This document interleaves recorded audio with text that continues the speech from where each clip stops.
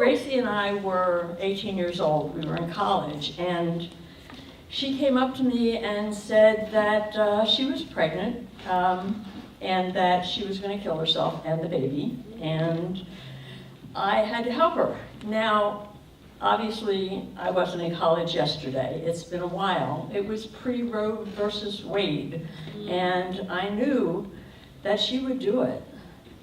So I gathered my guts together and thought, how do we deal with this?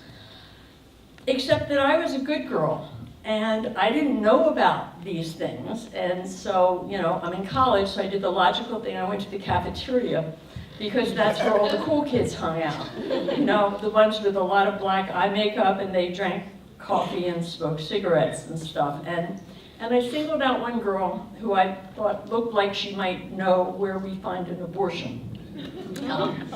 And I approached her, and she knew. And the next day, she came by and gave me a piece of paper with a telephone number on it. And she said $250 cash and walked away. And so I called the telephone number, and this woman with a really heavy accent answered. And I thought, well, all right, I used my name, and I said, yeah, just the first name, and we need an abortion. And she said, okay, tomorrow night, 11 o'clock, and she gave me an address.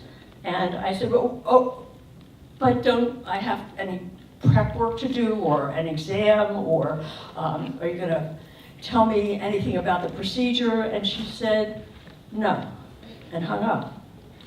So now I was really scared, because this is like not the thing that I was experienced in doing, and it involved a life. It involved two lives. And so I don't know what possessed me, but I got her boyfriend Philip to take me, non-pregnant Kitty, to the abortion clinic, which wasn't exactly a clinic. It was a row home in North Philadelphia on 5th Street. And it was 11 o'clock at night, and Gracie was at home waiting for me to figure out if she was going to get an abortion. I don't know what was in my mind, but this is what I was doing. So Philip was supposed to wait for me outside, except that it was a dark street and there were a bunch of guys on the corner, and so he said, I'll drive by every half an hour and you just wait out here for me when you're done, which wasn't a good idea. So I went into the house, and there was like a living room. It was just somebody's living room. And I could smell meatloaf from the kitchen. And then a woman came out like my mother's age, and she was wiping her hands on her apron, and it was probably meatloaf. And she was very sweet, and she put her hand on my arm, and her English was terrible, and she led me upstairs by my hand. And upstairs there were a bunch of bedroom doors, all closed. And she opened one, and I was immediately relieved, because it was a surgical suite. It was an actual operating room. The floor was white and tile. The walls were clean. There was equipment. There was an operating table. It smelled like disinfectant. And I started to breathe a little easier. But I was still scared, and I'm by myself, and I'm 18 years old and inexperienced in a strange house at 11 o'clock at night. She kind of had to talk in like sign language, because her English was so bad. So she sort of motioned that I should take off all my clothes, and I should put on this gown that she handed me, and she left the room. So I hopped up on the operating table, and I took the gown, and I just stared at it, trying to figure out, what am I doing here? And there was a knock on the door. A very distinguished looking gentleman wearing a surgical gown, white hair and glasses, came into the room, and he looked at me and he said, oh, I'm sorry, my wife's English is bad. She won't let go of her Guatemalan heritage, and you have to get undressed. And I said, no, I'm not getting undressed. I'm here because my girlfriend needs an abortion, and I wanted to find out if this was something like I had read about. I mean, in that day, women were drinking Tide. They were getting abortions with coat hangers in back alleys by gypsies. I don't know. I knew one girl in school who had died. And I was scared. And I was scared of this man. And I was scared of the whole thing. He took me by the hand. And he took me off the table and sat me down. And he explained the entire procedure from the beginning to the end. He drew diagrams for me so I would know what was happening. He showed me the clean equipment and the scalpels.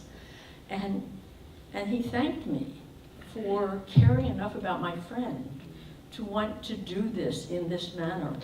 He said, you know, one day the laws will change, and one day women will have the right to choose what happens with their own bodies. He said we should not bring children into this world that are not guaranteed that they will be loved and cared for. And he refused the $250 I held out to him. Instead, he helped me up. He gave me a hug. I'll never forget that hug. That was so warm and understanding. And he led me out, and he thanked me again. 2 nights later, Gracie had her abortion. Philip drove around and around and around, and I stood in the room in a surgical gown and held her hand. And she lived. I was able to visit her 10 years later after college with her 2 boys, ages 4 and 6, and her husband, not Philip. And it was wonderful that she was alive and well to be there to do that.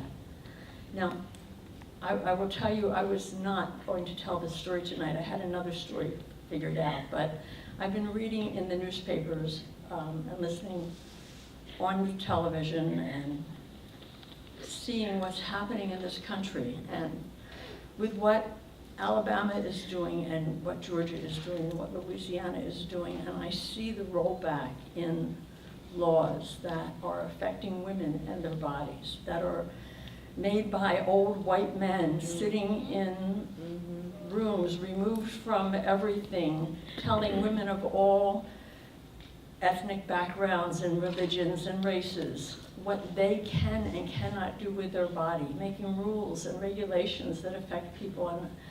And I don't want my children and my grandchildren to have to go through what I went through that day. That was the horrible, horrible, horrible experience for me and for her, and I'm glad she lived. And I just wanted a moment to have an audience that maybe might listen and do something about it. Thank you.